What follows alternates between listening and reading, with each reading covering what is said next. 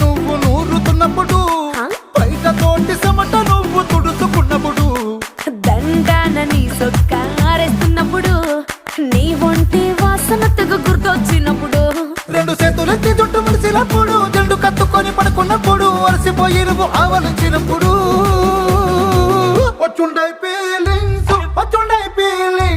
వచ్చి వచ్చి చంపేస్తుండై ఫీలింగ్స్ వచ్చుండాయి